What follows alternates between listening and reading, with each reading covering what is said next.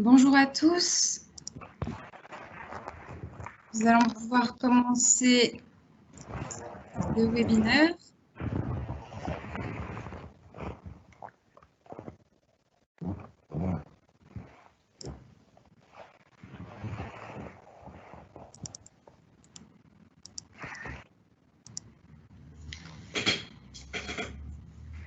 Mesdames et messieurs, chers participants, bonjour. J'ai l'honneur d'ouvrir ce troisième webinaire organisé par l'Alliance solaire internationale en partenariat avec l'Institut national de l'énergie solaire français et le Centre de test de systèmes solaires sur les sénégalais. Ce webinaire va porter sur les marchés du photovoltaïque. Ce webinaire s'inscrit dans le cadre du programme de renforcement de capacité STARSI développé par l'Alliance solaire internationale en partenariat avec l'Organisation des Nations Unies pour le développement industriel, l'ONUDI, qui vise à soutenir les pays membres pour accélérer le déploiement de l'énergie solaire dans le monde. Les futurs webinaires STARSI incluront également des panels de discussion et seront assurés par un certain nombre de nos partenaires tels que le Laboratoire national d'énergie renouvelable américain NREL, le Conseil pour l'énergie, l'environnement et l'eau CW indien, l'Agence internationale des énergies renouvelables IRENA ou encore l'ONUDI, l'Organisation des Nations Unies pour le développement industriel. Seront entre autres couverts les thématiques suivantes, la mise en place de politiques publiques favorables à l'énergie solaire, par exemple, mais également les systèmes non connectés au réseau, donc off-grid, l'utilisation de la technologie solaire dans les petits îles en développement et également le financement de la transition énergétique. J'aimerais à présent vous présenter nos deux formidables formateurs d'aujourd'hui. Monsieur Francis Domain, qui est expert solaire photovoltaïque à l'Institut national d'énergie solaire basé en France, et Monsieur Fadel Kébé, consultant senior en énergie renouvelable et président du Centre de test de systèmes solaires basé au Sénégal. Ils vont vous faire aujourd'hui une présentation dynamique à deux voix. Nous vous invitons à poser vos questions par écrit au fur et à mesure de la présentation, puisque les formateurs se proposent en effet d'y répondre au fil de l'eau. Donc, sans plus attendre, je vais passer immédiatement la parole à nos formateurs. Je vous remercie.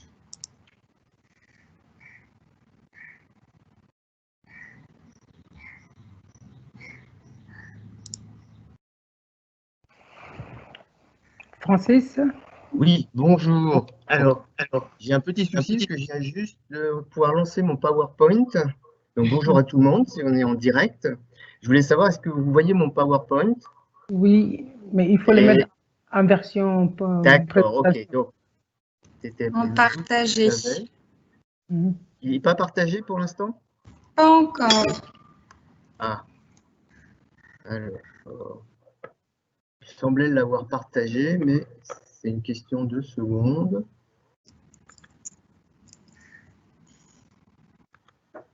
Alors, moi, j'ai cliqué ici, c'est pas là qu'il faut que je clique? Et donc, mets-le en diaporama. Alors.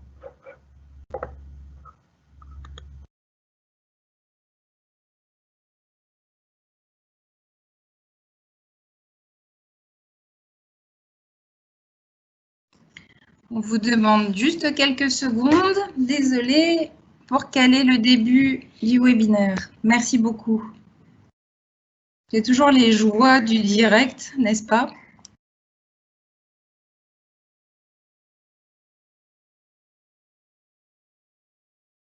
Donc, n'hésitez pas vraiment à poser vos questions au fur et à mesure. On pourra les relayer aux formateurs directement.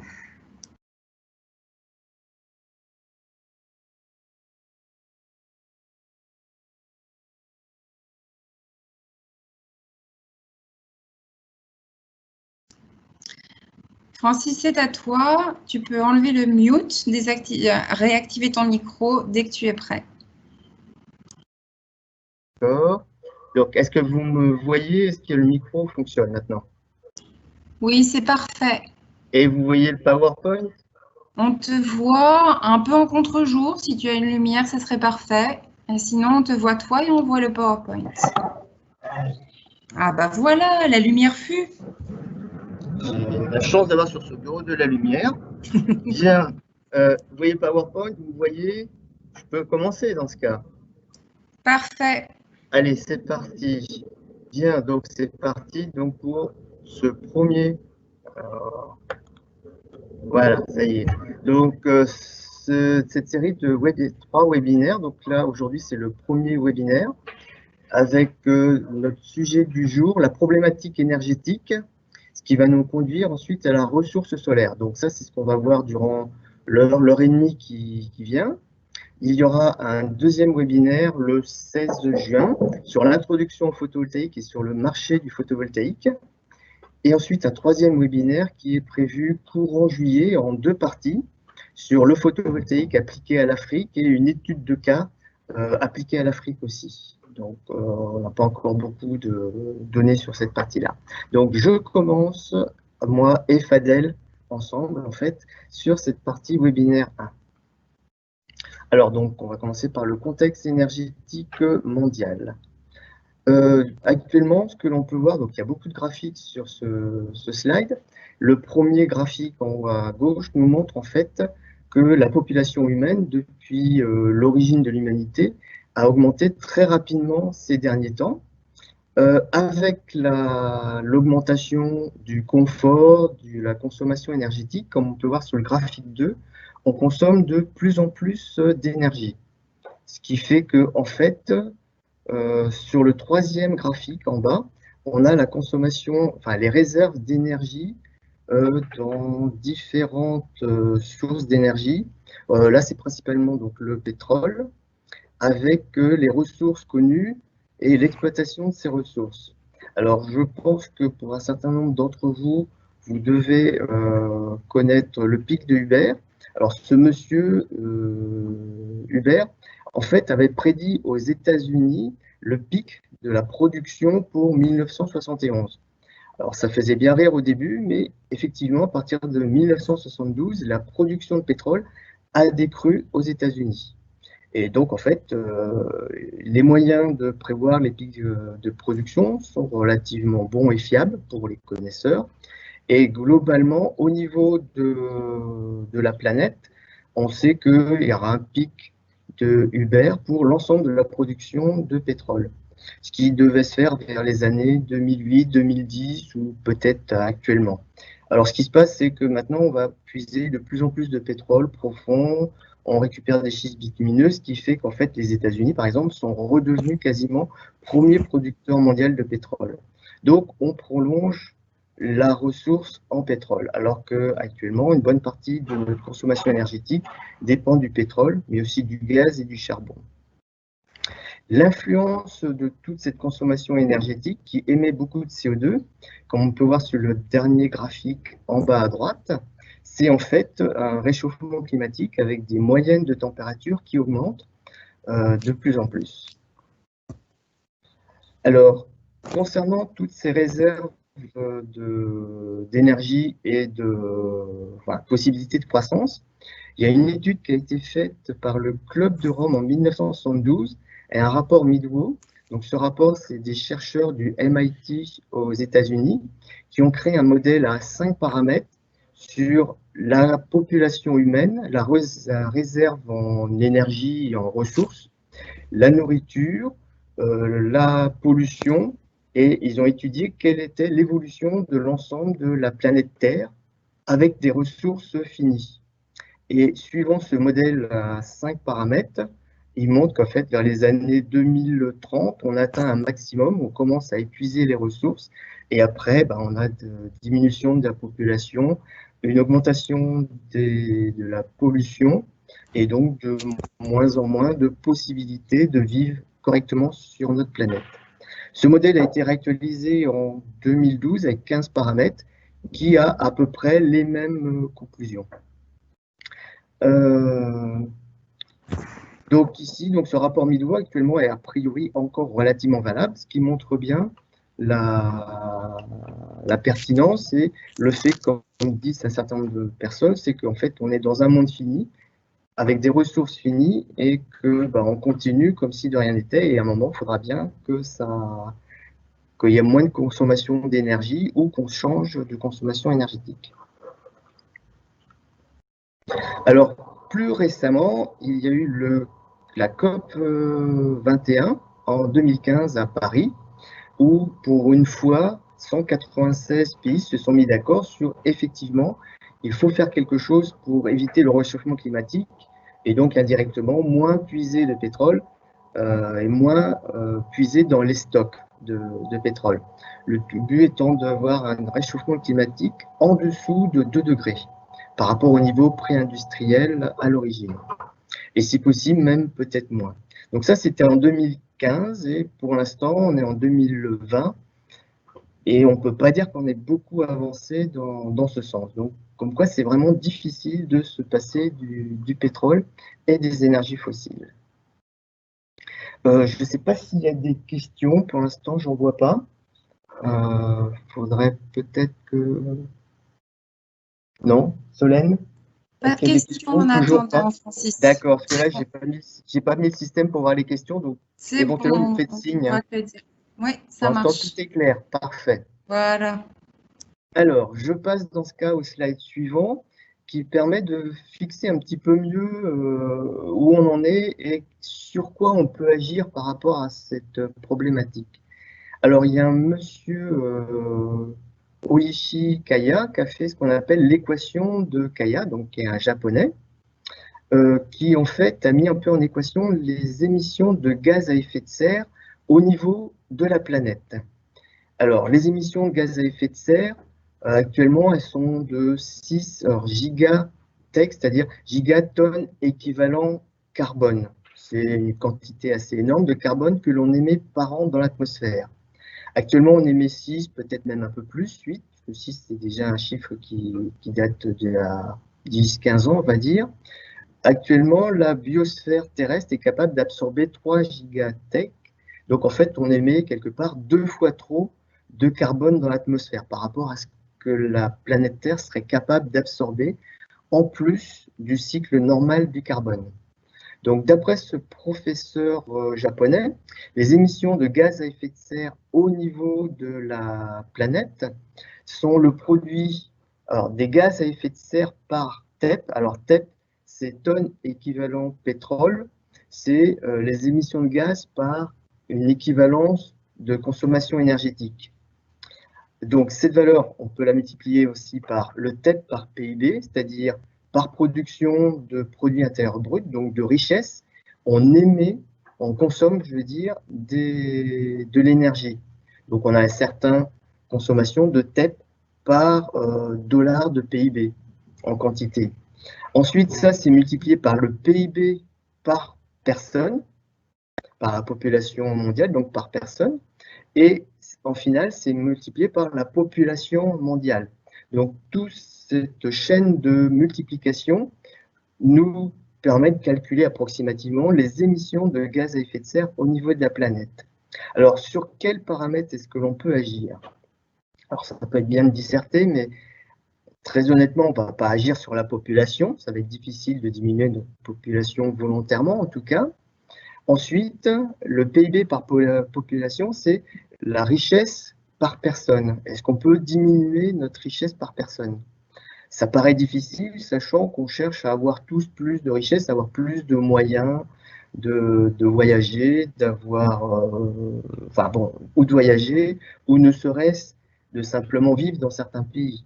Donc certains pays peut-être pourraient diminuer, mais d'autres cherchent à avoir un bon niveau de vie comparable à ce que l'on a peut-être en Europe ou aux États-Unis. Donc le PIB par population, a priori, on a tendance à vouloir avoir plus de richesse, donc ça va être très difficile d'agir sur cette partie-là. Ensuite, l'intensité énergétique, c'est-à-dire le nombre de TEP par PIB, c'est quelque chose qui s'améliore un petit peu par année, parce qu'en fait, on a des voitures qui consomment moins, on a des outils industriels qui consomment moins, on utilise des lampes basse consommation. Donc, en gros, on produit plus de richesses et de biens en consommant moins. Mais c'est très faible dans le sens on met du temps à changer les outils industriels ou à changer un parc de voitures. Donc, on ne peut pas vraiment agir non plus sur l'intensité énergétique de l'économie. Ensuite, il y a le contenu en carbone de l'énergie, donc en kilogrammes ou en tonnes tonnes de carbone par tonne équivalent pétrole. Et c'est peut-être là où on peut le plus agir pour diminuer les émissions de gaz à effet de serre. Alors, si on regarde le slide après, sur le graphe en haut à gauche, on voit le nombre de kilogrammes de tonnes de carbone émis par TEP, c'est-à-dire par consommation d'énergie. Donc, sur la gauche de ce graphe, on a toutes les énergies fossiles, le gaz, le GPL, l'essence, jusqu'au charbon.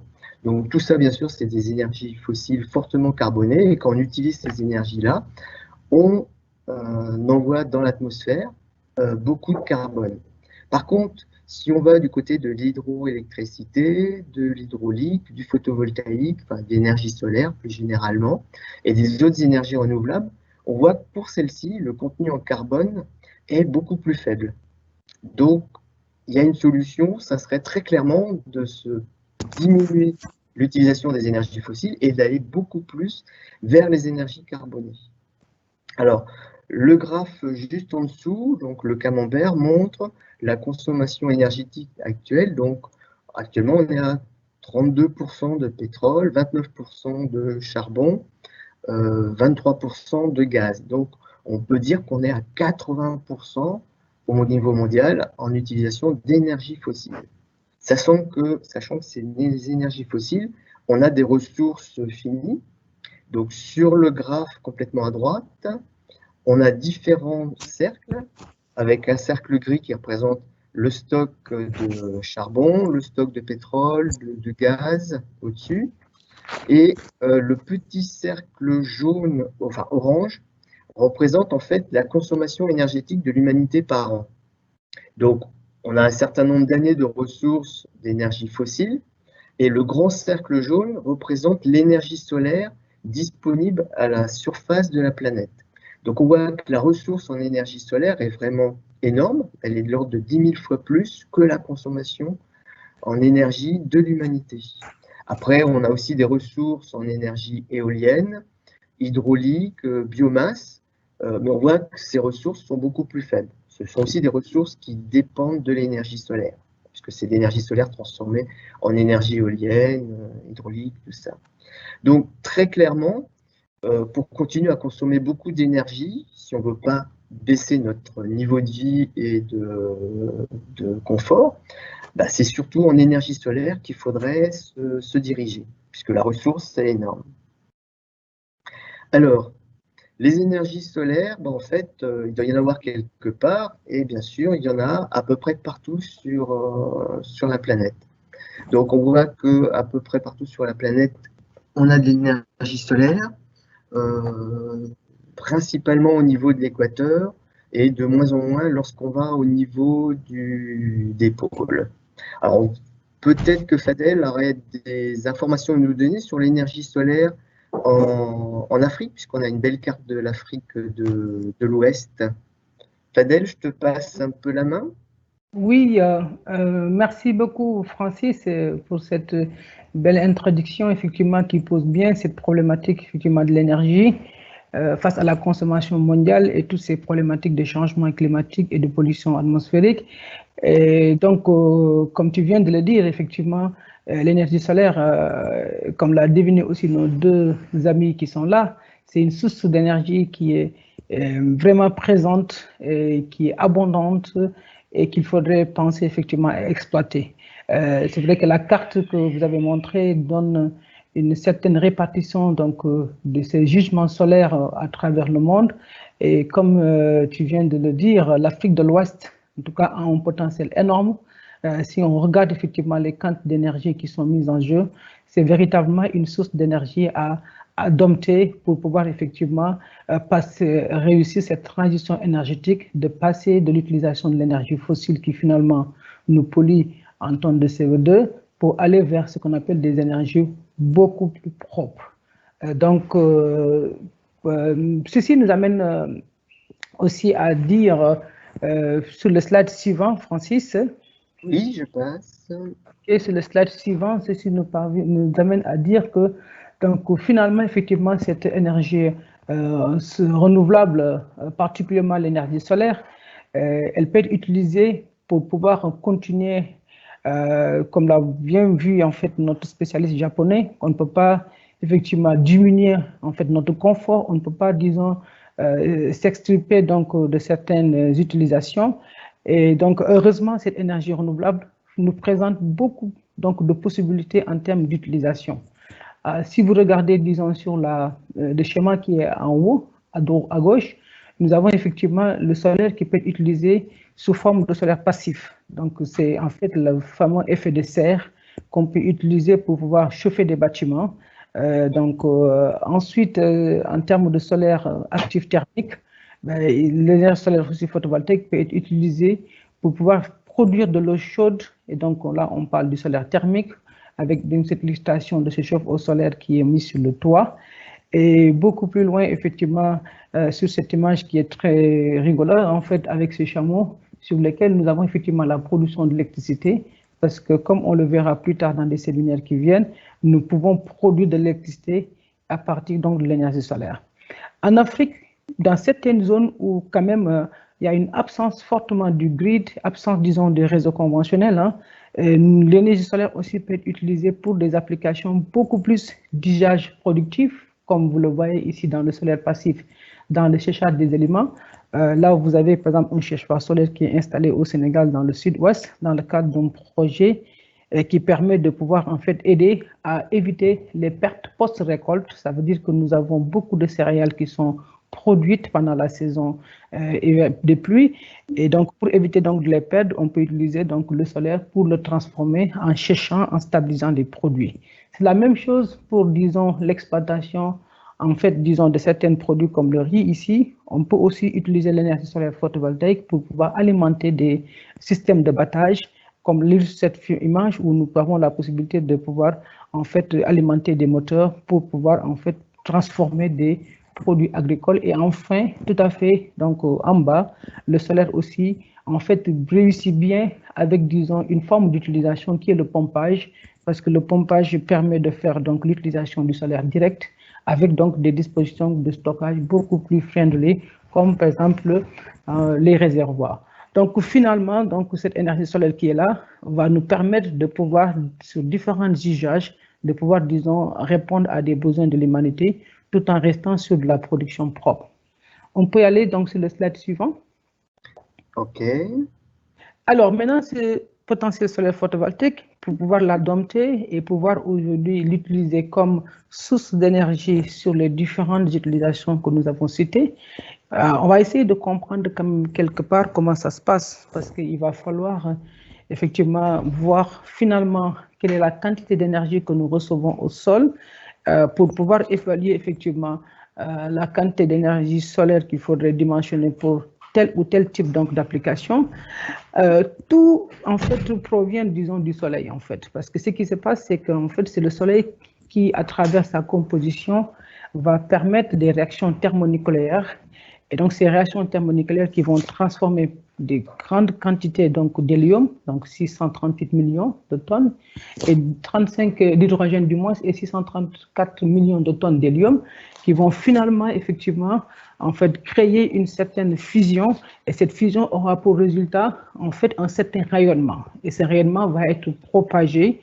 Et nous avons aujourd'hui, selon en fait, les lois de la mécanique quantique, c'est une énergie qui va être produite qui est de l'ordre de 3,84 10 puissance 26 watts dans l'espace. Et ce qui rejoint vraiment l'image que Francis a montrée pour dire que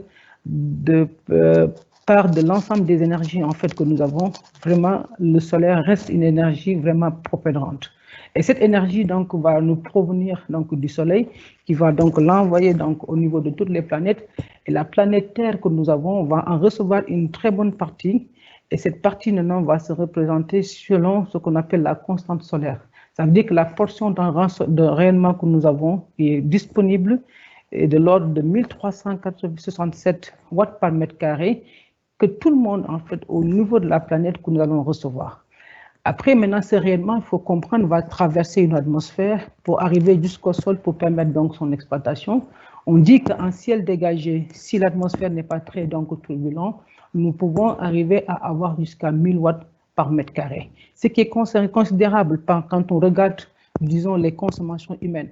On a la Terre qui reçoit annuellement jusqu'à 10 000 fois plus d'énergie solaire que nous avons besoin. Et donc, clairement, ce jugement, il est là. Et ce jugement, il va falloir effectivement l'exploiter. Et on peut, en faisant donc ce rapport donc, entre la consommation, donc les besoins et l'énergie que nous recevons, pour le cas de la France, ça peut être, disons, sur des ordres de 200. Et c'est beaucoup plus important aussi en Afrique parce que ça peut aller jusqu'à plus de 300 ou 400, vu ce rapport entre l'énergie que nous recevons et la consommation dont nous avons besoin. On peut aller plus loin, Francis? On va aller plus loin. Oui, à toi. Slide suivant. Alors, donc, comme je disais, à travers effectivement ce soleil qui finalement va être considéré comme un corps noir, qui va nous charrier de l'énergie selon une certaine répartition spectrale. Donc, vous voyez ici le schéma que vous avez en haut, tout à fait donc à gauche. Vous avez effectivement la longueur d'onde en abscisse et les radiances en watts par mètre carré par longueur d'onde, où nous avons ce rayonnement solaire, effectivement, qui va être beaucoup plus important dans ce qu'on appelle le domaine du visible. On en a aussi dans le domaine de l'infrarouge. Alors, ce qu'il faut comprendre, c'est que ce rayonnement solaire qui a la même valeur hors atmosphère, donc la constante solaire de 1361 watts par mètre carré, à la traversée de l'atmosphère, va en fait être perturbé ou à la limite, je dirais, être diminué par, disons, l'effet de l'atmosphère. Donc, il y a une part, disons, de l'énergie reçue sur la Terre qui dépend de l'épaisseur de l'atmosphère à traverser. Parce que nous avons, au niveau donc, de l'atmosphère, deux phénomènes prépondérants qui vont agir sur ce rayonnement solaire et qui vont en fait diminuer la valeur que nous avons hors atmosphère. Principalement, nous avons des phénomènes d'absorption que vous voyez ici sur la courbe, avec, disons, de l'absorption à certaines longueurs d'onde, comme par exemple les éléments chimiques tels que la H2O, tels que le CO2, qui vont en fait en consommer une partie donc, de l'énergie que nous devions recevoir. Nous avons aussi ce qu'on appelle la diffusion. La diffusion, c'est quoi? C'est que quand ces rayonnements solaires veulent traverser l'atmosphère pour arriver au sol, il y a une bonne partie donc d'aérosols, de particules en fait qui sont en fait suspendues dans l'atmosphère, qui vont en fait favoriser des phénomènes de réflexion et des phénomènes de réfraction dont le résultat, c'est d'atténuer donc les rayonnements solaires.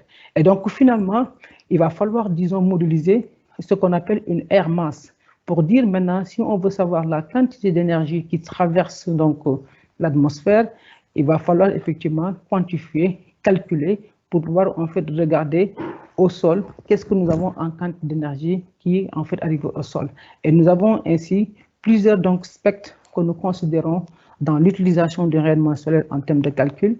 On dit généralement dans les textes, on le voit en fait dans la littérature, on a différents spectres. On a des spectres AM0 qu'on appelle les spectres hors atmosphère, matérialisés par la constante solaire qui est 1367 watts par mètre carré. Nous avons aussi les spectres à la traversée de l'atmosphère, mais quand le soleil est au zénith. Et puis nous avons aussi ce fameux AM1,5 que tout le monde connaît, parce que c'est le spectre à la traversée de l'atmosphère à 42 degrés Celsius. Et c'est là où on va demander à tous les fabricants donc, de panneaux solaires, selon des normes, de pouvoir tester leurs panneaux solaires photovoltaïques. Slide suivant. Voilà. Bon. Voilà, ça y est. Donc, je reprends. Donc, on voit la nécessité de mieux connaître le gisement solaire pour pouvoir l'exploiter et savoir combien on va produire d'énergie en finale, que ce soit en photovoltaïque, que ce soit en solaire thermique ou que ce soit pour l'habitat. Donc, en fait, dans ce qui permet déjà en premier d'estimer l'énergie solaire, dans le gisement solaire, il y a déjà en premier les données astronomiques. Alors, pour les données astronomiques, déjà la ressource dépend bien sûr de la rotation de la Terre avec l'alternance jour-nuit. Effectivement, l'énergie solaire, on ne l'a pas en disposition en permanence. Ensuite, en plus, bon, ça c'est évident, ce qui se passe aussi en plus, c'est qu'en fonction de l'époque de l'année, du fait de la déclinaison qui vaut 23,45 degrés, c'est-à-dire que l'axe de rotation de la Terre fait un angle de 23,45 degrés par rapport au plan de l'écliptique, ou du moins la normale au plan de l'écliptique. Il se trouve qu'en hiver, le soleil, alors pour nous en France, c'est plus bas au-dessus de l'horizon et plus haut l'été. Pour vous qui êtes plus près de l'équateur, en fait, vous voyez le soleil plus vers le nord ou plus vers le sud. Plus vers le nord l'été, plus vers le sud l'hiver, si j'ai bien réfléchi. Ensuite, en plus de l'époque de l'année, pour les données astronomiques, et ça dépend aussi de la latitude du site. Si on est près de l'équateur, on verra beaucoup plus le soleil au zénith et il y aura donc moins de filtrage par l'atmosphère, donc on aura une ressource plus importante. Si on est plus près du pôle Nord, en fait, le soleil sera bas au-dessus de l'horizon, donc on va avoir des rayons du soleil rasant, donc moins de densité par unité de surface, et en plus, on va traverser une épaisseur plus importante. Donc, en fonction de la latitude du site, on va avoir un gisement solaire plus ou moins important. Ça va dépendre aussi de l'époque de l'année, été ou hiver, et ça va dépendre de l'alternance jour-nuit. Jour, on aura de l'irradiation solaire, surtout à midi. Le matin et le soir, bien sûr, on en aura moins parce que le soleil sera plus bas au-dessus de l'horizon. Alors, de toutes ces données astronomiques qui dépendent, qu'on sait assez bien modéliser par des équations, on peut en déduire ce qu'on appelle la course du soleil. Alors, la course du soleil, c'est en fait tracé sur un graphe la course du soleil du matin jusqu'au soir. Alors, pour cela, on utilise par exemple un graphe rectangulaire, comme on voit là, avec en abscisse ce qu'on appelle l'azimut. Alors, l'azimut qui varie de moins 180 à plus 180, donc ça, c'est au niveau de l'horizon. Et on considère en règle générale, ça dépend des logiciels ou des références, mais la plupart du temps, on considère que le sud, c'est 0 degré, l'est, moins 90, l'ouest, plus 90, et donc le nord, c'est moins 180 ou plus 180. Donc ça, c'est l'axe en abscisse. Et en ordonnée, de 0 à 90 degrés, on a la hauteur du soleil au-dessus de l'horizon. Donc sur le graphe, là, on voit par exemple la course du soleil pour 45 degrés de latitude nord, ce qui correspond à la moyenne de ce que l'on voit en France. Donc on voit bien que les jours d'été, le soleil, la durée de la journée est beaucoup plus longue, d'une part, et d'autre part, le soleil est beaucoup plus haut au-dessus de l'horizon. Donc on aura un gisement solaire important les jours d'été. Les jours d'hiver, où le soleil sera beaucoup plus bas, donc hiver, c'est la courbe 7 par exemple, alors que la courbe 1 c'est pour le mois de juin. La courbe 7 qui est pour le 22 décembre, donc le solstice. Là, la durée du jour est beaucoup plus courte et le soleil est beaucoup plus bas au-dessus de l'horizon. Alors ça, donc c'est pour, je dirais, la France. Bien sûr, au pôle Nord, les courbes vont être plus bas sur l'horizon et elles vont être plus hautes quand on sera près de l'équateur. Alors, pour rebondir sur ce que je viens de dire, l'influence de la latitude sur l'irradiation, l'irradiation solaire, donc là, ce qui est marqué, c'est du mois de janvier jusqu'au mois de décembre, c'est l'irradiation moyenne journalière sans atmosphère, en kilowattheures de rayonnement lumineux, c'est-à-dire d'irradiance, par mètre carré et par jour. Donc, si on regarde tout près de l'équateur, par exemple à Libreville ou à Quito, l'irradiation solaire est aux alentours de 10 kWh par mètre carré par jour, ce qui représente quand même pas mal d'énergie. Alors, je précise bien que là, c'est sans atmosphère. Avec l'atmosphère, on aura moins en fonction des passages nuageux et de l'épaisseur d'atmosphère déjà et des passages nuageux. Donc autour de Libreville, près de l'équateur, on voit que l'irradiation solaire est relativement constante toute l'année. C'est-à-dire qu'on ne voit pas trop l'effet été-hiver. Par contre, plus on va vers le pôle Nord, par exemple, ou si on va vers Naples, vers Londres ou vers Bergen en Suède, on voit qu'en fait, l'hiver, la durée du jour est beaucoup plus courte et le soleil est moins haut, donc on a beaucoup moins d'irradiation solaire. On descend vers 2-3 kWh par mètre carré par jour, alors que l'été, on va à 10 et voire même on dépasse, on aurait plus d'irradiation, potentiellement plus d'irradiation solaire près du pôle Nord en été qu'au niveau de l'équateur. Ça s'explique parce qu'en fait, la durée du jour, même si le soleil est bas au-dessus de l'horizon, mais la durée du jour est beaucoup plus grande. Alors, qu'est-ce qui est plus avantageux, très honnêtement, pour utiliser l'énergie solaire? Bien sûr, c'est d'avoir une énergie solaire qui soit disponible de façon la plus égale tout le long de l'année. Typiquement, si en France, on veut faire des sites isolés, par exemple, on va dimensionner l'installation photovoltaïque pour le mois où il y a le moins d'irradiation solaire. Donc, typiquement, le mois de décembre et les autres mois où on produit plus. Donc, on pourra remplir le besoin en énergie électrique, par exemple, mais on va produire beaucoup trop. Donc, typiquement, 3, voire même 5 fois plus d'énergie l'été que l'hiver pour un même besoin. Donc, on est quand même pénalisé du point de vue dimensionnement des sites isolés en France ou dans les pays européens, et encore plus lorsqu'on se rapproche du pôle Nord. Par contre, si on va plus près de l'équateur, on n'aura pas besoin de surdimensionner, on aura besoin de dimensionner correctement avec peu de jours de stockage. Donc ça, c'est quand même un grand avantage d'être près de l'équateur, d'avoir une ressource solaire beaucoup plus constante tout le long de l'année. Alors, pour ce qui est donc du gisement solaire, bien sûr, il y a l'atmosphère, sans ou avec des nuages. Alors, comme on l'a déjà évoqué précédemment par Fadel, lorsque le ciel est dégagé, on a de l'ordre de 1000 watts par mètre carré. Alors, quand je dis 1000 watts par mètre carré, ce n'est pas exactement 1000 watts par mètre carré. C'est parfois moins, parfois plus. Si nous, ici en France, on mesure avec un ciel bien dégagé, un ciel bleu et un beau soleil, avec un solarimètre ou un pyranomètre, on mesure plutôt 800 à 900 watts par mètre carré. Lorsqu'on est plus près de l'équateur, on pourrait avoir assez facilement les 1000 watts par mètre carré. Par contre, lorsqu'on est dans certaines conditions avec des nuages blancs, à la fin de celui-ci, lorsqu'on est avec des nuages blancs en France, l'irradiation solaire, par ciel dégagé, mais avec des nuages blancs et un beau soleil, on peut monter jusqu'à 1300 watts par mètre carré. Lorsque le ciel est couvert, on a une valeur intermédiaire de l'ordre de 100 watts par mètre carré, et lorsqu'on est couvert sombre avec des nuages vraiment gris, 10 watts par mètre carré, mais bien sûr, ce n'est pas pile 10 ou 100, c'est des valeurs intermédiaires entre 0 et 1300 watts par mètre carré, suivant la couverture nuageuse et les conditions du ciel et d'épaisseur d'atmosphère. Alors ça, ce que je viens de dire, c'est en instantané, donc des puissances, ce qu'on appelle l'irradiance, des puissances en watts par mètre carré. Si on intègre sur une journée, on va avoir des kilowattheures par mètre carré.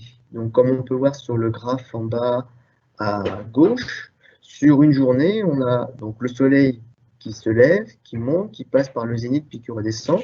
Donc, ça ressemble à comme une arche de sinus. Sauf que là, l'après-midi, on a des passages nuageux, donc on a beaucoup moins de soleil, notamment de soleil direct, c'est-à-dire que le soleil est caché par des nuages. Et quand il y a des nuages, potentiellement, on peut avoir un diffus plus important ou moins important. Donc, dans l'irradiation solaire, il y a le rayonnement direct et diffus, qui représente en tout le rayonnement global qui vient de toute la voûte céleste. Alors, ça, c'est pour la France. Le graphe d'à côté montre pour l'année l'irradiation solaire sur l'année, avec beaucoup moins d'irradiation solaire l'hiver et beaucoup plus l'été, sachant que bien sûr, là, on est en France. Donc, pour la France, on a quand même une forte variation de 1 à 5 kWh en moyenne d'irradiation solaire par jour en France. 5, c'est pour l'hiver, 5, c'est pour l'été, et 1, c'est pour l'hiver. Ce qui conduit, suivant la latitude en France, à peu près avoir de l'ordre de 1000 à 1600 kWh par mètre carré. Donc ça, c'est pour des valeurs françaises en France. Est-ce que, Fadel, tu pourrais nous donner des valeurs plus proche de vos valeurs que vous avez, vous, en Afrique, au Sénégal, en Afrique de l'Ouest? Oui, en fait, tout à fait. En fait, Francis, je pourrais effectivement donner certaines valeurs pour donc, les latitudes que je connais très bien, à savoir Dakar, déjà pour dire que, comme un peu Libreville, nous sommes pas loin de l'équateur, ce qui fait, en fait, disons, ces variations en termes, disons, d'heures, disons, la longueur, disons, de la journée n'est pas très bien ressentie entre l'été ou l'hiver. Et donc, du coup, en tout cas, en termes d'irradiation moyenne sur la journée, on a des valeurs, disons, très bonnes valeurs, disons, pour l'exploitation de la ressource solaire, parce qu'on peut aller jusqu'à 4 à 8 kWh par mètre carré. C'est vrai que ce sera toujours les mois de mai, juin, qui vont être les mois les plus ensoleillés comparés en février ou janvier. Et si on regarde effectivement l'irradiation qui est intégrée sur l'année, on peut aller jusqu'à 2200 à 2400 kWh par mètre carré. Donc, véritablement, en Afrique de l'Ouest, en tout cas en Afrique subsaharienne, au niveau donc pas loin de l'équateur, nous avons donc un jugement qui est extrêmement bien présent et qui se prête à l'exploitation pour l'énergie solaire. On peut aller je change de slide, ok. Oui, on peut aller au slide suivant.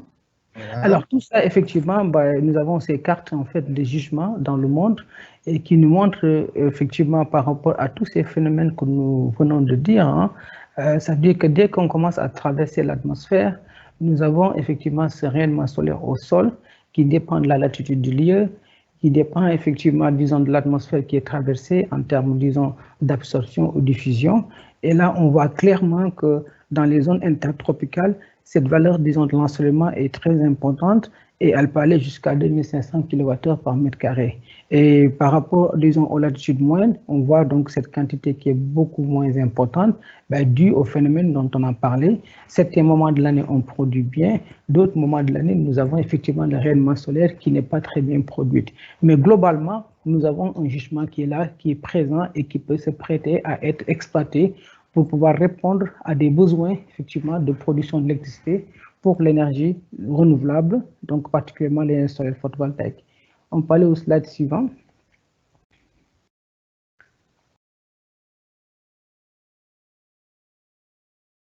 Francis? Alors, donc ce jugement solaire, effectivement, bien qu'on dise qu'elle est présente, elle est là, on a besoin quand même pour dimensionner de manière précise, en tout cas, les installations solaires photovoltaïques pour pouvoir couvrir des besoins qui vont être des besoins qu'on vient d'énumérer, soit en électricité, soit en production de chaleur, ou soit, disons, à des systèmes, disons, de pompage. On a besoin d'avoir effectivement une valeur parce que, comme on l'a montré, entre, disons, ce qui est mesuré et qui est en fait hors atmosphère, qui est la constante solaire, et, disons, ce qui véritablement arrive au sol, on voit qu'il y a une certaine, disons, disparité liée à ce phénomène atmosphérique, ce trouble atmosphérique qui n'est quand même pas facile, disons, à, disons, mesurer. Alors, pour pouvoir maintenant avoir une vérité terrain sur, disons, la quantité de rayonnement solaire complètement mesuré au sol, nous allons faire ce qu'on appelle de la mesure. En fait, la mesure va nous permettre de voir, disons, la quantité d'énergie en fait obtenue au sol sur une latitude ou bien une localité bien précise. Alors, pour cela, quels sont les instruments dont nous avons à disposition? Donc, pour mesurer les rayonnements solaires, nous avons ce qu'on appelle des pyronomètres.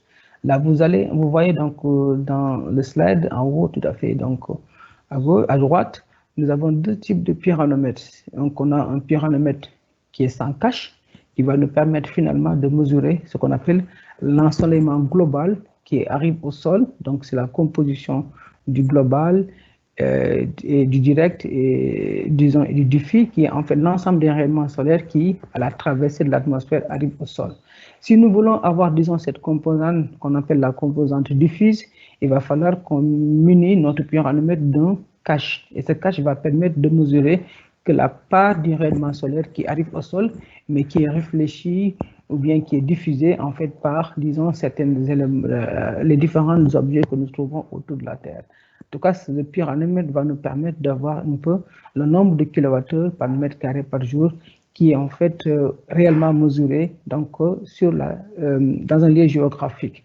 Dans certaines applications, comme des applications de solaire thermique ou même les concentrateurs solaires, nous avons besoin en fait d'aller plus loin que de mesurer juste le global ou le diffus.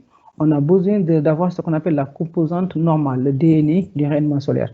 Mais là aussi, nous avons donc des instruments spécifiques comme ici le périhéliomètre, qui est en fait, disons, un pyronomètre, mais qui finalement va être muni d'un système donc de moteur qui va permettre d'être programmé donc pour pouvoir suivre, disons, la trajectoire du soleil. Donc au début, quand le soleil se lève, il va se lever en même temps et il va permettre d'avoir, disons, la mesure du rayonnement solaire, mais selon une composante normale.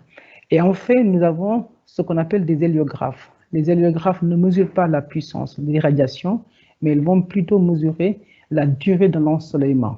Et donc, ce qu'on voit, disons, en bas, donc cette fameuse boule qui va être munie donc d'une échelle qui va être un papier millimétré, qui sait qu'à partir donc de 100 watts donc par mètre carré, nous avons ce papier donc qui va être brûlé et à la fin, disons, de la journée, on mesure donc le nombre de gradations qui nous permettent d'avoir le nombre d'heures d'ensoleillement. Alors, sur la courbe que vous voyez, ça, c'est des mesures qui sont faites au niveau donc du laboratoire, le Centre international de formation de recherche en énergie solaire dans lequel nous travaillons. Ici à Dakar, nous avons effectivement un pyranomètre qui est installé et constamment qui nous permet de faire des mesures pour pouvoir avoir des bases de données pour des besoins de recherche ou bien même pour des besoins de pouvoir dimensionner des installations solaires photovoltaïques. Et là, comme on le remarque sur cette carte, on a une évolution du potentiel solaire à Dakar sur 2 années. Et là, on voit bien effectivement que sur l'année, à travers les mois, on a une certaine variabilité. Mais ce qu'on revoit ici et qui rejoint un peu la question tout à l'heure de Francis, donc sur les latitudes telles que donc Dakar, nous avons quand même une bonne en fait valeur de jugement éolien parce que nous avons des valeurs qui sont entre 4 et 8 kWh par mètre carré par jour. Donc, les mois de mai, juin, juillet restent encore donc beaucoup plus prépondérantes. Donc, ça, c'est pour dire qu'effectivement, on a sur la Terre un certain nombre donc de jeux qui sont effectivement des mesures qu'on va utiliser soit pour l'utiliser directement, mais comme aussi il y a assez donc d'endroits où on n'a pas donc de solaire, souvent nous avons l'utilisation de données satellitaires et ces vérités de terrain nous permettent de pouvoir en fait valider donc des modèles. Donc voilà un peu comment on mesure, disons, le rayonnement solaire. Allez-y, Francis. Voilà, vous m'entendez, c'est bon. Fadel, oui, j'ai une question sur le Oui. solaire passif. Je propose que puisqu'on est dans le solaire, là, on essaie d'y répondre maintenant. La question, c'est: bonjour, je voudrais savoir quel est le principe du solaire passif dans le cas des exemples cités. Donc, est-ce que tu aurais des commentaires à faire ou quel est le principe qui est utilisé dans le séchage, dans un peu le slide? Je peux revenir sur le slide éventuellement si tu le souhaites. Oui, tu peux revenir sur le slide, comme ça je pourrais expliquer plus ou moins ce qu'on fait en termes de solaire passif sur, par exemple, le séchage. Ok, alors quand vous regardez par exemple pour ce cas de solaire passif, en fait on utilise ce qu'on appelle, disons, l'effet de serre. En fait, l'effet de serre, c'est un phénomène physique qui fait que quand vous avez le rayonnement solaire qui arrive, donc il va traverser, disons, ici nous avons une bâche en fait qui va être, disons, un dispositif qui permet donc que le rayonnement solaire puisse passer, disons, dans le spectre du visible, parce qu'il va traverser donc cette bâche. Et quand il va traverser cette bâche, à l'intérieur de celle-ci, nous avons donc un tapis noir qui est mis, et ce tapis noir va être, jouer son rôle de corps noir. Et donc, il va absorber donc tous les longueurs d'onde, tous les rayonnements solaires qui vont donc être, disons, transmis. Et à son tour, à un moment, quand la température va dépasser une certaine valeur, il va rayonner de l'énergie. Et quand il va rayonner de l'énergie, il va rayonner cette énergie dans ce qu'on appelle les gammes de longueur d'onde, qui sont les gammes infrarouges. Mais comme l'infrarouge ne peut pas traverser, disons, cette bâche, en fait, qui est thermique, donc, ce qu'on va faire, c'est que constamment, nous allons avoir, disons, de la température qui augmente parce qu'on a de l'énergie thermique qui est produite, disons, dans la serre. Et comme elle est fermée, nous avons une montée en température. Et maintenant, qu'est-ce qu'on fait? Nous allons distribuer des clés de séchage à l'intérieur. Et donc, les produits qui vont être dedans vont être chauffés.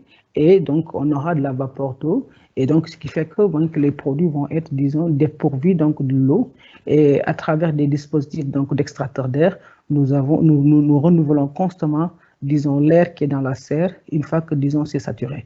Donc, pour dire que c'est juste le principe donc, de l'effet de serre qui est en fait mis en jeu ici pour le séchage, disons, des aliments. Ok, très bien. j'ai juste rajouté au sujet du solaire passif qu'on essaie de beaucoup l'utiliser aussi en France. Alors déjà, la première chose, c'est chez nous d'utiliser des fenêtres qui amènent de la lumière pour éclairer l'intérieur des pièces, qui évite d'allumer la lumière. Donc c'est déjà une première utilisation. Une deuxième, c'est bien sûr de profiter l'hiver des apports solaires dans de grands vitrages exposés sud, ce qui permet d'économiser les consommations en chauffage. Et puis un autre système qui peut exister, c'est les cheminées où on fait chauffer de l'air qui fait en fait une circulation d'air, ce qui peut permettre de faire des ventilations naturelles.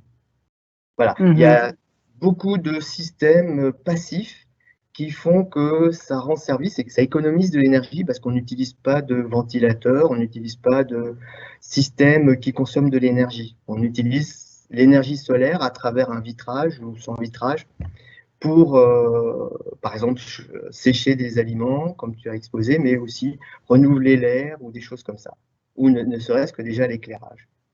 Voilà, enfin, il y a beaucoup d'applications intéressantes. On va reprendre le cours de notre exposé.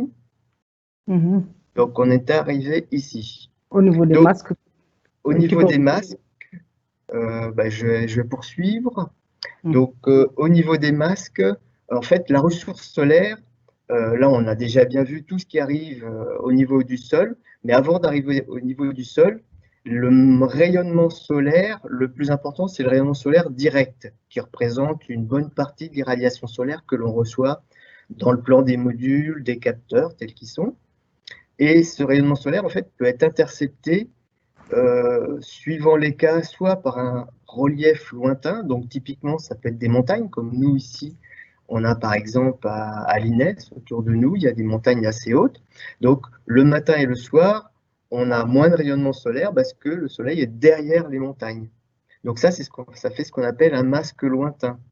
Alors, on appelle ça un masque lointain parce qu'en fait, le soleil est soit derrière la montagne, soit au-dessus de la montagne, et l'ensemble de l'installation photovoltaïque est soit à l'ombre, soit éclairé.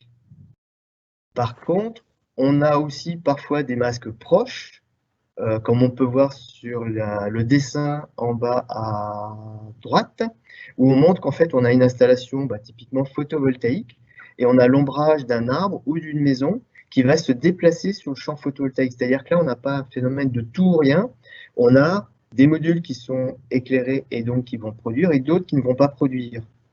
Donc là, on a des masques proches qui sont traités différemment par des logiciels. C'est assez compliqué à calculer la production de chaque, et l'ensemble des modules en série et en parallèle calculés en finale. Donc, dans le cas des masques lointains, il y a différentes façons de les déterminer, ces masques. Typiquement, le plus didactique, le plus facile à comprendre, c'est d'utiliser une boussole et un clinomètre.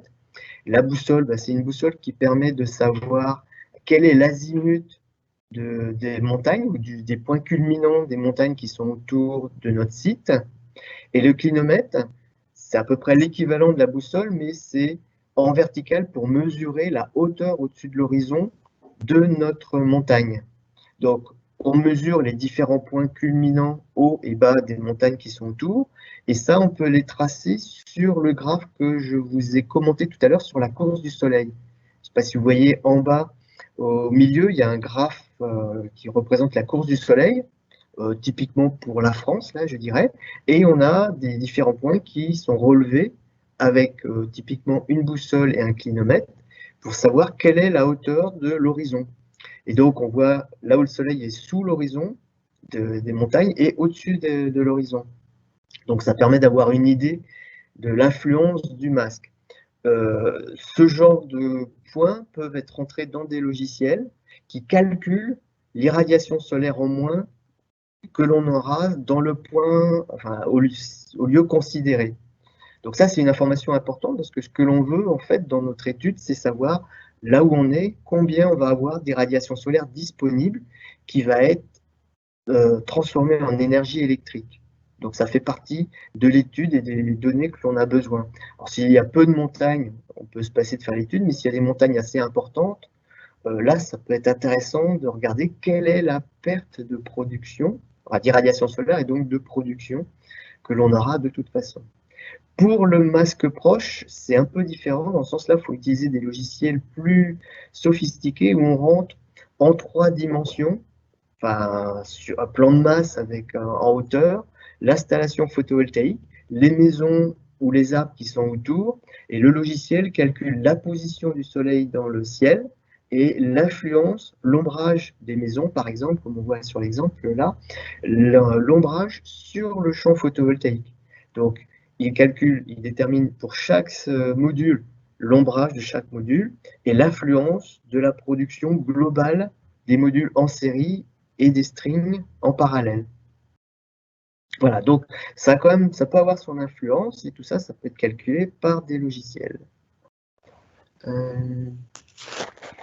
Et alors, une fois que les rayonnements solaires arrivent au sol, normalement, ce qui est mesuré en règle générale, c'est l'irradiation globale, alors directe ou diffuse, ou globale, dans un plan horizontal, mais on n'a pas toujours des plans horizontaux en tant que capteur. On peut s'arranger pour avoir une inclinaison et une orientation du plan des capteurs. Alors, pour nous qui sommes dans l'hémisphère nord, en règle générale, il paraît quand même assez logique d'incliner le capteur vers le sud. Après, l'inclinaison peut être variable.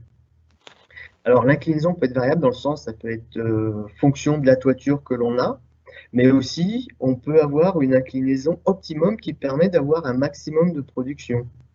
Donc, on verra un petit peu plus loin, mais typiquement, là, pour la France, l'inclinaison optimum, ça serait 30 degrés et l'orientation vers le sud. C'est ce qui permet de produire le plus possible, d'avoir le plus possible d'irradiation solaire dans le plan des modules et d'avoir donc le plus de production photovoltaïque. Est-ce que tu aurais, Fadel, des informations à nous donner pour l'angle et l'orientation optimum pour vous au Sénégal et en Afrique de l'Ouest? Oui, en fait, pour Dakar, comme en fait tu as bien souligné, nous utilisons effectivement l'orientation, comme on est dans l'hémisphère nord plein sud, et pour en fait, disons, l'inclinaison des panneaux, on va en fait se mettre, disons, à la latitude du lieu, qui est de 15 degrés nord, disons, au Sénégal, qui permet effectivement d'avoir le maximum d'ensoleillement dans sa trajectoire d'est en ouest du rayonnement solaire, comme on voit globalement sous des systèmes fixes. D'accord. Une petite question, c'est 15 degrés ou des fois vous vous permettez à l'équateur de mettre 0 degré? Bon, à l'équateur, normalement, si on parle d'optimum en disant que c'est la latitude du lieu, on aurait effectivement sur l'équateur tenté de mettre 0, mais il y a aussi d'autres préoccupations qui parlent, disons, de dépôt de poussière, ce qui fait qu'à minimum, on sera obligé d'observer 12 degrés pour éviter effectivement qu'il y ait une stagnation de la poussière sur les panneaux solaires photovoltaïques, ce qui fait qu'à minimum, on va être autour de 10 degrés sud et 10 degrés, disons, de latitude nord et orienté en plein sud, en fait. D'accord, donc c'est la latitude à concurrence d'un minimum de 10 degrés.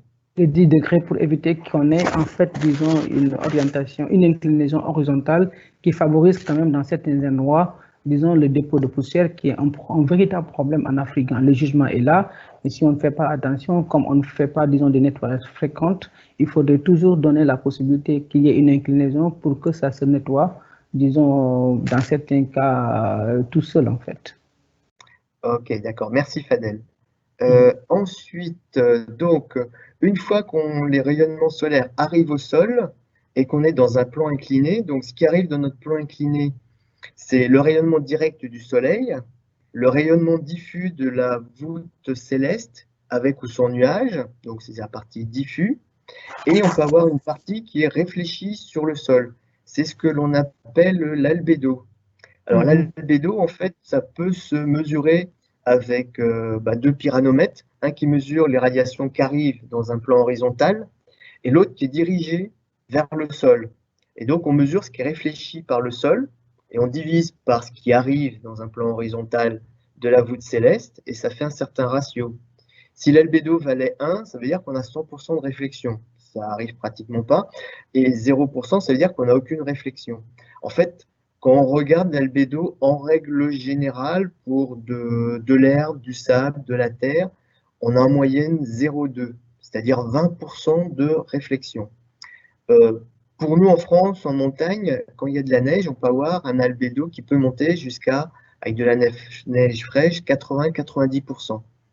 Ce qui veut dire que pour les stations en montagne, il peut y avoir potentiellement beaucoup d'albédo, donc beaucoup de réflexion sur de la neige, donc beaucoup d'irradiation solaire qui arrive dans le plan des capteurs. Donc des fois, on peut monter jusqu'à peut-être 1500 watts par mètre carré dans le plan des capteurs. C'est à prendre en considération pour le dimensionnement. Pour vous, en général, l'albédo, ça sera plutôt de l'ordre de 0,1, 0,3, et souvent on prend une moyenne de 0,2. Alors, voilà. Donc, lorsque le plan des capteurs est nul ou de 10 degrés, il n'y a presque pas de réflexion. Par contre, plus le plan des capteurs est vertical, plus on aura de réflexion du sol qui arrivera dans le plan des capteurs. Donc, ça peut avoir son influence, surtout pour les latitudes près du pôle Nord. Pour vous qui avez des inclinaisons en Afrique de l'ordre de 10, 15, 20 degrés, en général, l'albédo est quand même assez faible dans le plan des capteurs. Mais bon, ça fait partie des choses à calculer pour savoir quelle est l'irradiation solaire qui arrive sur notre capteur par mètre carré. Alors, là, on a vu tous les éléments qui étaient nécessaires pour calculer l'irradiation solaire. Alors, l'irradiation solaire dans le plan des capteurs, on utilise à l'origine l'irradiation globale horizontale qui est mesurée par un pyranomètre, l'appareil que tu as décrit tout à l'heure. Donc, par exemple, en France, Météo France mesure dans une bonne cinquantaine de sites en France l'irradiation globale horizontale sur l'année et même sur plusieurs années. Donc, typiquement sur 10 années, ce qui permet d'avoir une irradiation globale horizontale moyenne. De cette irradiation globale horizontale moyenne, on en calcule le direct et le diffus. Donc, le direct, c'est ce qui vient directement du Soleil, et le diffus de la voûte céleste, dans un plan horizontal. Ensuite, il existe des formules avec des sinus et des cosinus qui permettent de calculer le diffus et le direct, mais aussi le réfléchi sur le sol avec l'albédo, qui permettent de calculer ce qui arrive dans le plan du module incliné et orienté. Il y a des formules qui existent avec plein de sinus et de cosinus. Et en même temps, quand on calcule ça, on calcule aussi l'influence du masque lointain. C'est-à-dire, est-ce qu'il y a du direct avec le Soleil qui est derrière la montagne ou au-dessus de la montagne? Donc, en général, c'est toutes les heures, mais ça peut être fait toutes les 5 ou 10 minutes. On calcule la position du Soleil, son irradiation solaire, directe, diffuse. On recalcule dans le plan incliné et orienté, une certaine inclinaison, une certaine orientation. On recalcule donc cette partie directe, diffuse et réfléchie. Et on fait la somme direct, diffus plus réfléchi pour faire ce qu'on appelle, que j'appelle là l'IGP, c'est-à-dire l'irradiation globale dans le plan. Et c'est ça qui nous intéresse plus tard pour faire des calculs de production d'énergie électrique ou d'eau chaude ou de ce qu'on a besoin. Donc typiquement, nous, ça va être de l'électricité. Donc, à partir de données, on va bientôt voir où est-ce qu'on peut trouver ces données d'irradiation globale horizontale qu'on rentre dans le logiciel. En général, elles sont déjà dans les logiciels de simulation. On calcule le IGP et ce IGP permet de calculer typiquement la production photovoltaïque en fonction de la surface de la centrale photovoltaïque ou de sa puissance crête. Donc, je pense que vous avez compris que tout ça à calculer, c'est quand même pas si simple que ça. Donc, en général, on utilise des logiciels. Alors, parmi les plus connus, il y a le logiciel Météonorme, qui est un logiciel typiquement de calcul d'irradiation solaire et de données météorologiques. Il y a aussi la température, la vitesse du vent, des choses comme ça.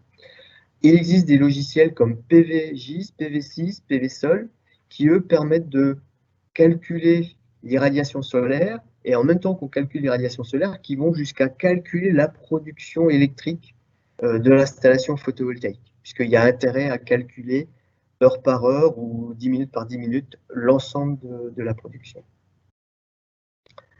Voilà. Donc, quand on a notre logiciel, par exemple Météonorme, PV6, PVSOL ou autre, hein, on peut calculer, en fait, pour notre site sur lequel on veut faire une installation photovoltaïque, par exemple, il y a deux cas. Enfin, deux cas dans le sens où soit on a une toiture avec une certaine inclinaison et orientation, et ça c'est fixe, et lorsqu'on met des modules sur cette toiture, eh ben, on peut calculer quelle est la ressource solaire en kilowattheure par mètre carré. Par exemple, pour l'exemple de Lyon, là, avec une 30 degrés sud, j'ai une irradiation globale dans le plan de 1377 kWh par mètre carré. Donc, en fonction de la surface et de la puissance crête que l'on va mettre de modules photovoltaïques, on va produire tant. Si par contre, j'étais incliné à 60 degrés, je produirais un peu moins avec 1265 kWh par mètre carré. Donc, les logiciels permettent effectivement soit de calculer dans le plan incliné orienté fixé par la toiture, ou soit de rechercher le point optimum de fonctionnement. Donc, on a déjà vu que sur l'année, c'est 30 degrés sud qui permet de produire le plus d'irradiation solaire sur l'année pour nous en France. Pour vous, apparemment, ça serait plutôt de l'ordre de 15 degrés, si j'ai bien compris. L'autre, à peu près. L'autre point aussi, alors je ne vais pas trop en parler, mais ça nous sert aussi beaucoup pour calculer quelle est l'inclinaison optimum pour nous en France pour le site isolé. Et typiquement, le mois le plus défavorable, c'est décembre, et on s'incline à 60 degrés. À 60 degrés, on produit beaucoup moins, mais c'est l'angle qui permet de produire le plus pour le mois le plus défavorable. Donc pour nous, les sites isolés, en France et en Europe, on va beaucoup incliner. On produira moins l'été, mais ce n'est pas grave, parce que de toute façon, ce qu'on cherche à favoriser, c'est les mois d'hiver. Alors, je ne sais pas si pour vous, en Afrique, il y a aussi cette recherche d'optimum en fonction de la saison pour le site isolé. En fait, en termes de recherche, effectivement, on essaie de regarder, bien qu'on dit qu'on a une latitude, disons, une inclinaison optimale qui est autour de la latitude du lieu, il y a eu effectivement des tentatives de recherche qui essaient donc de confirmer un peu tout cela. Et si tu vas sur le slide suivant. Alors oui, slide suivant. Ici, nous montrons quelques résultats de recherche qui ont été faits dans le laboratoire où nous avons regardé donc sur la journée.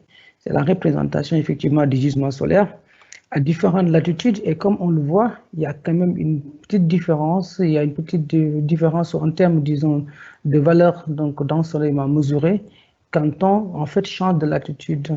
Parce que l'inclinaison aussi, elle va. Ici, on a des inclinaisons qui vont de 0 jusqu'à 45 degrés pour pouvoir en fait voir un peu quel est l'impact de cette inclinaison sur la ressource solaire.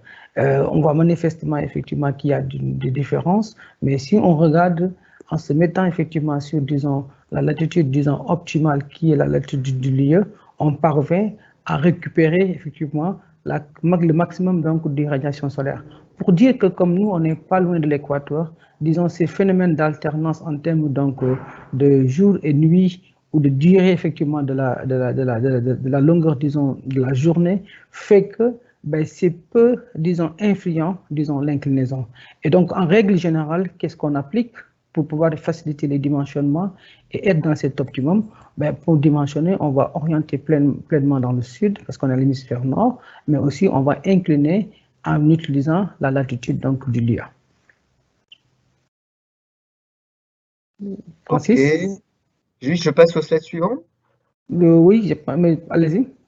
Alors, je reviens avec la souris au bon endroit. Voilà. Je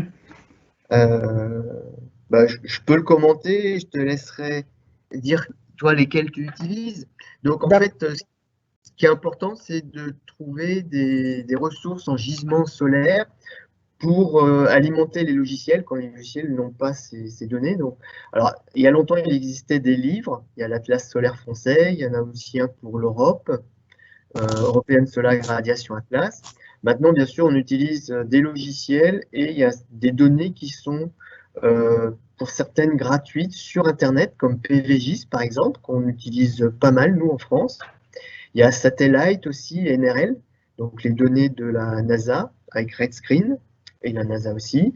SODA aussi, qui sont des données payantes, qui ne sont pas issues de stations au sol comme Météo France, mais qui sont issues de, comment on appelle ça, avec les satellites géostationnaires qui font des photos pour les prédictions du temps météorologique et qui permettent aussi de mesurer la couverture nuageuse et quel est l'ensoleillement au sol.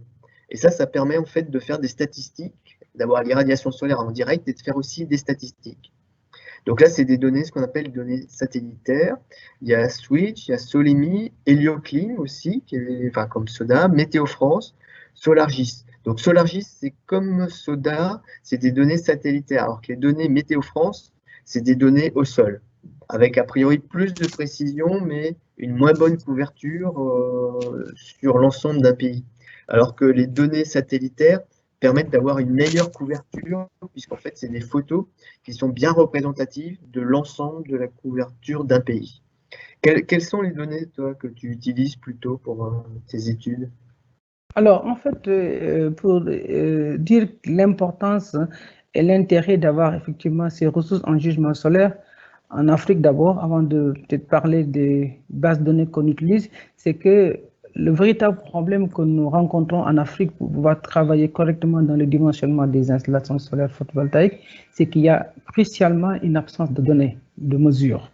Et ça, c'est des choses qui peuvent, disons, facilement handicaper effectivement le dimensionnement pour être dans, disons, des calculs beaucoup plus précis.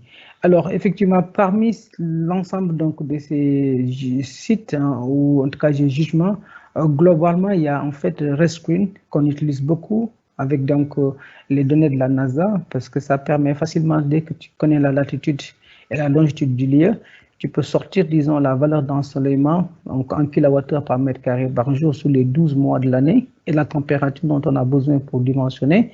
Nous avons aussi la donnée Helioclim aussi qui, de plus en plus, en tout cas en termes de recherche, on l'utilise beaucoup en cartographie. Si on veut regarder un peu toutes ces valeurs liées à la variabilité de la ressource solaire, en fait, sur des zones comme le Sénégal ou même beaucoup plus, en fait, dans un espace sous-régional.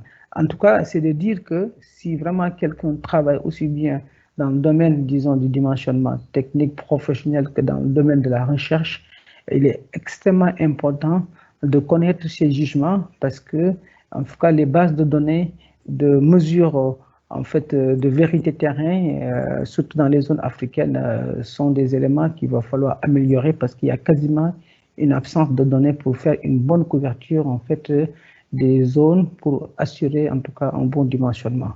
Voilà en tout cas pour résumer un peu ce que nous utilisons et qui marche très bien pour pouvoir en fait arriver à faire correctement le travail de dimensionnement. Ok, j'aurais une question à te poser. Je ne sais pas, peut-être que parmi ceux qui nous écoutent et qui nous regardent, je voulais savoir, est-ce que toi, là où vous êtes, vous mesurez les radiations solaires dans un plan horizontal depuis un certain nombre d'années? Oui, en fait, depuis un certain nombre d'années au niveau du laboratoire, parce que pour nos besoins de recherche, dès qu'on a commencé à travailler, on s'est rendu compte, nous, de l'intérêt et de l'importance d'avoir des vérités terrain. C'est pourquoi, si vous voyez donc les images qu'on a montrées sur, disons, les appareils que nous mesurons, c'est carrément des pyranomètres qui sont installés sur le toit de notre laboratoire. Donc, pendant un certain nombre d'années, on a pu effectivement mesurer sur 5 ans, 6 ans, 7 ans, en fait, des valeurs d'ensoleillement et on a eu aussi à participer à des en fait, travaux de projet où, en dehors même du rayonnement solaire, nous avons eu à faire des bases de données sur donc, le vent, des préoccupations donc, d'exploitation d'énergie éolienne, pour dire qu'on avait en fait vraiment senti tout de suite, disons, l'importance et l'enjeu d'avoir ces éléments. Mais le problème, ça coûte cher, il faut avoir de l'argent, il faut déployer des capteurs, il faut aller mesurer. Et c'est véritablement un travail. Et ça, normalement, c'est devait être à l'actif des pays, à l'actif des stations météorologiques qui doivent effectivement couvrir des endroits sous des zones climatiques donc, de nos pays pour nous donner ces bases de données qui finalement vont nous permettre de travailler aisément dans les dimensionnements. Francis? Allô, Francis? Allô? Je reviens, j'étais muté, c'est pour ça. La question finale que je voulais te poser, en fait, c'est est-ce que par rapport à des données de la NASA ou des données que tu utilises, est-ce que tu as comparé les données des sites, par exemple, qu'on expose là, par rapport à toi, ce que tu as mesuré sur place avec un pyranomètre, histoire de caler et de voir s'il y a une grande différence ou pas de différence? Je dois dire aujourd'hui, actuellement, moi j'ai un étudiant en thèse qui est en train de travailler sur la cartographie du rayonnement solaire et on a peu de données en fait de vérité terrain, c'est des données métronomes sur le Sénégal parce que On n'a pas de données donc d'irradiation qui existent sur les zones climatiques. Là, le travail qu'on est en train de faire, c'est de voir en fait par rapport à la vérité terrain que nous avons, c'est de comparer effectivement les sorties de satellites en fait par rapport à la donnée réelle. Alors, globalement, le problème que nous avons, c'est que quand on est en saison sèche où il n'y a pas donc de nuages, où le ciel est dégagé, en ciel clair, en fait, les données satellitaires en fait, suivent bien en fait, les données d'observation. On peut bien avoir des corrélations autour de 0,8 ou 0,7 en R au carré, mais dès que tu commences à travailler sur la saison de pluie, avec donc ces phénomènes nuageux, les corrélations donc, sont moins, donc, comment on appelle ça, importantes, ce qui fait qu'il y a en fait des filtres, il y a des calculs, des algorithmes qu'on essaie donc d'utiliser pour corriger les données. Donc, je dois dire globalement, il couvre bien et la vérité satellitaire est importante. Mais certes, on va faire, disons, des erreurs de l'ordre de 7%, mais en dimensionnement, on peut le concevoir parce qu'on n'est pas dans des précisions de 2 chiffres après la virgule. L'idée, c'est de ne pas trop surdimensionner et de ne pas trop sous-dimensionner. Mais véritablement, je pense qu'en absence de données, disons, de terrain, les données satellitaires donc, sont des données qui sont là et qui permettent de pouvoir faire le travail. Très bien, merci. Je lis une question, je vais lire une question et on verra qui de nous deux répond. Je te laisserai peut-être répondre en premier. Bonjour, merci pour cet exposé. Je suis curieuse de savoir quelle solution de stockage vous conseilleriez, notamment le stockage saisonnier ou de longue durée. Les batteries sont-elles les seules options prises en compte? Ou l'hydrogène produit à base d'énergie renouvelable est-il considéré? Alors, moi, je pourrais peut-être répondre pour, disons, les zones qui nous concernent, parce que tout dépend maintenant de quelle application que nous avons, quelle est la taille, quels sont les enjeux. Parce que quand on commence à parler d'hydrogène, on est quand même sur des applications qui sont quand même onéreuses et coûteuses, en tout cas pour des éléments de sites isolés, typiquement pour des mini-centrales solaires ou bien des solar home systems au Sénégal, c'est pas du tout considéré. Si on parle de production d'électricité, la seule, en tout cas, source de stockage que nous avons, ce sont les batteries. Et je dois profiter de l'occasion pour en parler. C'est vraiment le problème que ça pose. Les batteries posent un problème énorme, en fait, dans, disons, l'optimum. Autant au niveau donc, des panneaux solaires photovoltaïques, c'est stable, les coûts deviennent de plus en plus moins chers. Autant sur la batterie, c'est très cher, mais aussi le problème, c'est que les batteries, on ne peut pas assurer des durées de vie assez longues. Donc, pour répondre à la question, en tout cas, sur des projets de sites isolés ou des projets, en tout cas, de mini-réseaux liés, en tout cas, à des problématiques en Afrique, en tout cas, le stockage prépondérant qu'on utilise, c'est les batteries. Maintenant, quand on dit batterie, il y a batterie et batterie. On peut avoir des batteries ouvertes avec donc du plomb et des chlorides qui coûtent, disons, moins cher, mais qui, en fait, vont avoir, disons, tout un arsenal de travail, de maintenance, parce qu'il faut régulièrement suivre. On a des batteries fermées, comme des batteries gel ou des batteries, disons, AGM. Et on a les lithium qui coûtent extrêmement cher en ce moment. C'est vrai qu'on a des efforts sur les prix, mais c'est encore très cher pour des applications domestiques ou en tout cas solaires, mais ça commence à, disons, voir, disons, le marché. Voilà un peu en résumé peut-être ce que je peux dire. Francis, tu peux peut-être compléter. Je peux ajouter, alors, pour ce qui est du stockage saisonnier, normalement, l'Afrique, il y a quand même beaucoup d'irradiation tout le long de l'année, donc il n'y a pas trop d'intérêt de faire du stockage saisonnier. Enfin, je ne sais pas pour quelle application la question a été demandée. On parle plus de stockage saisonnier pour nous en Europe. Pourquoi? Parce qu'on a beaucoup d'irradiation solaire l'été et l'hiver, on en a très peu. Donc, on parle beaucoup plus du stockage saisonnier et il a été développé notamment en Suisse, du stockage saisonnier de l'eau chaude dans des gros réservoirs pour l'hiver. Mais on ne tient pas trop l'hiver. Donc, en fait, le stockage, c'est principalement sur quelques jours, voire une semaine, avec des batteries principalement, donc des batteries de plomb et peut-être de plus en plus des batteries lithium qui auraient a priori un meilleur comportement et qui seraient de moins en moins chères, mais bon, qui sont actuellement plutôt réservées aux applications mobiles, les véhicules par exemple, les scooters ou les voitures électriques.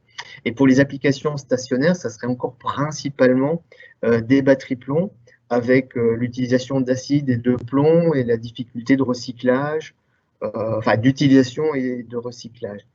Pour le stockage saisonnier, effectivement, on peut se permettre peut-être plus facilement d'étudier de faire de l'hydrogène, par exemple, chez nous en été, et de stocker cet hydrogène dans un réservoir, parce qu'en fait, le coût du stockage, c'est le coût de la ferraille. Donc, ça ne coûte pas grand-chose. Donc, on fait un gros réservoir et on met de l'hydrogène sous pression à l'intérieur. Ça peut être de l'hydrogène, ça peut être de l'air comprimé, des fois, ça peut être des changements de phase de matériaux. Il n'empêche que, en final, même si le réservoir est pas cher pour de l'air comprimé ou pour de l'hydrogène, si on fait du stockage saisonnier, on utilise le système une fois par an. Ce qui fait que le coût de cycle et d'utilisation revient cher.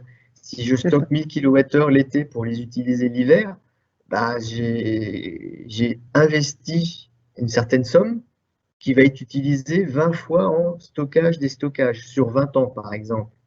Alors que les batteries, on va les utiliser une fois par jour. Enfin, on va les utiliser beaucoup plus de cycles et ça va être beaucoup plus facile lorsqu'on fait le calcul de rentabilité. Je ne sais pas si j'ai été clair, mais le stockage saisonnier est quand même assez difficile à justifier et à rentabiliser économiquement. C'est faisable, il y a des moyens, mais ça n'a jamais tellement percé. Et je pense que pour l'Afrique, ça ne se prête pas trop, du fait de la production relativement constante toute l'année. Qu'est-ce que j'ai d'autre comme question? Ah, il faut que j'aille de ce côté-là. Alors, une question sur le potentiel solaire, donc est mesuré sur l'horizontale généralement, et pourtant les modules sont installés avec une certaine inclinaison. Alors, quel commentaire? Alors, je ne sais pas trop quoi répondre, si ce n'est que c'est vrai que les données en général que l'on a, alors c'est quelque chose que je n'ai pas dit ça effectivement, les données que l'on a en général, pour faire du dimensionnement, c'est des données globales horizontales, moyennées sur 10 ans ou plus, et c'est les données moyennées que l'on utilise pour faire des calculs dans un plan incliné. Et lorsqu'on fait ces calculs dans un plan incliné, on estime que dans les 10 ou 20 prochaines années, on va avoir le même type de production. Par contre, ça, c'est vraiment pour dimensionner les installations photovoltaïques en connexion réseau ou pour un site isolé. Après, on peut utiliser des données qui sont mesurées en instantané dans le temps. Là, ça permet de faire du suivi de production. Donc, si on veut suivre le bon fonctionnement d'une installation, il ne faut pas prendre des données moyennées, il faut prendre un pyranomètre ou des données mesurées, traduites dans le plan incliné et voir ce que ça donne pour faire du suivi. Alors, je ne sais pas, j'ai peut-être un peu précisé ce que j'avais déjà dit tout à l'heure. Je ne sais pas si tu veux rajouter quelque chose, Fadel. Oui, moi je pense que effectivement tu as bien couvert le truc. Effectivement, quand on fait des mesures, les mesures sont faites sur l'horizontale. Ça, c'est pour avoir effectivement une base de données qui peut être exploitée parce que dépendant de là où on se trouve, donc l'inclinaison ne va pas être la même. Donc l'idée, c'est de mettre à disposition à tout le monde une base de données qui est sur une référence horizontale. Et après, on utilise effectivement des calculs sur des angles pour pouvoir, disons, aller calculer donc la valeur de l'ensoleillement optimisé sur telle ou telle latitude. Donc, je pense que c'est ça qui peut être, disons, l'horizon en termes de mesure, d'être, disons, sur des surfaces, disons, horizontales pour que l'utilisation ultérieure puisse être utilisée pour différentes, disons, inclinaisons qui correspondent aux différentes latitudes.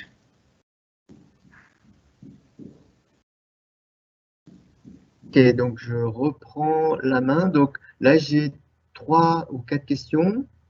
Je n'arrive pas à voir les autres, mais a priori, la dernière question que j'ai posée, là, c'est la dernière question que nous avions. Donc, je pense qu'on a répondu à toutes les questions, à moins qu'il y en ait encore une qui arrive rapidement, ou 2 ou 3 même. On a encore 5 minutes d'ici 11h30. Ou si on peut avoir quelques échos, ce serait volontiers.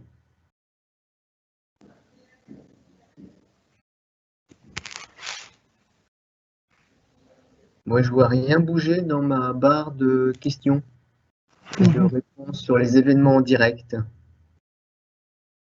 D'accord, donc il n'y en a pas. Je peux éventuellement introduire la continuité de ce qu'on a vu. Là, on a vu la problématique énergétique et le gisement solaire. La prochaine fois, donc, on verra le photovoltaïque, les modules et la production d'énergie des modules en utilisant, bien sûr, l'énergie solaire. Donc, ça sera la continuité. Ensuite, il y aura aussi une partie sur le marché photovoltaïque pour voir la progression et sur quelle pente on est par rapport aux besoins. Ah, j'ai peut-être une question tout à fait au début que je n'ai pas vue. C'est quelqu'un qui demande de préciser le rapport entre, ça c'est à moi de répondre en fait, quel est le lien entre le rapport Millau et puis le pic de Huber. Je vois pas la question, mais je l'ai lu tout à l'heure. Donc, en fait, moi, j'en vois un dans le sens, le pic de Huber, ça décrit vraiment la ressource en énergie pétrole, mais aussi pour d'autres ressources énergétiques, qui sont des stocks finis, mais aussi qui conduisent en fait à polluer et à rajouter du CO2 dans l'atmosphère. Et dans le scénario Milwaukee, qui a été fait pour la COP 21 et avant pour le Club de Rome, en fait, c'est à partir des ressources en énergie et des ressources alimentaires au niveau de la planète. Si on utilise trop de pétrole et qu'on pollue trop l'atmosphère, on a moins de production alimentaire, ce qui va conduire à une population mondiale qui va diminuer à partir d'un certain moment parce qu'il n'y aura pas assez de pétrole, entre autres, pour cultiver les champs et pour amener de l'engrais. Et ça va conduire à une plus de pollution. Donc, je ne sais pas exactement ce qu'ils ont pris comme formule pour simuler tout ça, mais je vois clairement une analogie entre l'un et l'autre. Voilà. C'était pour répondre à une question que j'avais vue tout au début, là que je ne retrouve pas, mais qui a été posée parmi les premières questions. Excellent. Merci beaucoup à nos deux formateurs. J'aimerais vraiment remercier chaleureusement donc Monsieur Fadel Kébé du Centre de test des systèmes solaires et Monsieur Francis Domain de l'Institut national d'énergie solaire pour cet excellent exposé aujourd'hui. Merci à vous tous aussi, chers auditeurs, pour votre participation active aujourd'hui. J'espère que vous avez trouvé dans cette formation les informations que vous recherchiez. Sachez que l'enregistrement et la présentation d'aujourd'hui seront disponibles très prochainement sur le site de l'Alliance solaire internationale, www.isolaralliance.org. Et je vous donne donc rendez-vous pour le prochain webinaire en français le 16 juin. Je vous souhaite à tous une bonne journée et encore merci du coup à nos formateurs. Merci. À très bientôt. À très bientôt et au revoir à tous. Merci, au revoir.